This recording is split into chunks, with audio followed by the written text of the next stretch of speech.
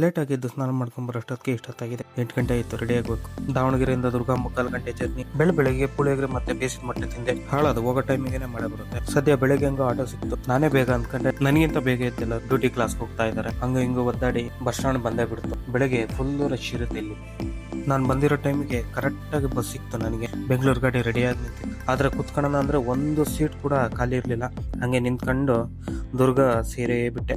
ಆಗ್ಲೇ 10 ಗಂಟೆ ಆಯ್ತು. ಟ್ಯಾಂಕ್ ಬೇರೆ ಖಾಲಿ ಮಾಡ್ಬೇಕು, ಬೇಗ ಹೋಗ್ಬೇಕು. ಸದ್ಯ ನನ್ ಪುಣ್ಯಕ್ಕೆ ನಮ್ ಸರ್ ಸಿಕ್ಕಿದ್ರು, ಅವ್ರ ಜೊತೆ ಹೋಗ್ತಾ ಇದೀನಿ. ಆಫೀಸ್ ಹೋದ್ಮೇಲೆ ವ್ಲಾಗ್ ಮಾಡಕ್ಕಲ್ಲ, ಮಧ್ಯಾಹ್ನ ಸಿಗ್ತೀನಿ ಮನೇಲಿ. ಬೆಳಿಗ್ಗೆ ಬೇಗ ಎದ್ದು ನಿದ್ದೆ ಅಂದ್ರೆ ನಿದ್ದೆ. ಮಧ್ಯಾಹ್ನ ಒಂದ್ ಸ್ವಲ್ಪ ರೆಸ್ಟ್ ತಗೊಂಡು ಜಸ್ಟ್ ಊಟ ಮುಗಿಸಿ ಇವಾಗ ಹೋಗ್ತಾ ಇದೀನಿ ಆಫೀಸ್ಗೆ. ಆಫೀಸ್ ಮುಗಿಸ್ಕೊಂಡು ಸಾಯಂಕಾಲ 5:30 ಕರೆಕ್ಟಾಗಿ ಮನೆ ಬಂದು. ಬಟ್ ಬಂದವನೇ ಸುಮ್ನೆ ಮಲ್ಕೊಂಡು ಇವಾಗ ಎದ್ದು ಊಟ ಮಾಡಕ್ ಕುಂತಿದ್ವಿ ನೋಡಿ. ನಾಟಿ ಕೋಳಿ ಸಾಂಬಾರ್ ಮಾಡಿದ್ರು, ಮಸ್ತ್ ಇತ್ತು. ಈ ರಾಘವೇಂದ್ರ ಸ್ವಾಮಿ ಮಹಾತ್ಮೆ ಸೀರಿಯಲ್ ತಪ್ಪದೇನೆ ನೋಡ್ತೀನಿ, ಸಖತ್ತಾಗಿ ಬರುತ್ತೆ. ನಾವು ಮೊದ್ಲೇ ರಾಯರು ಭಕ್ತರು. ಇವತ್ತಿನ ವ್ಲಾಗ್ ಇದು. Good night, ಮಲ್ಕೊಳ್ಳೋಣ.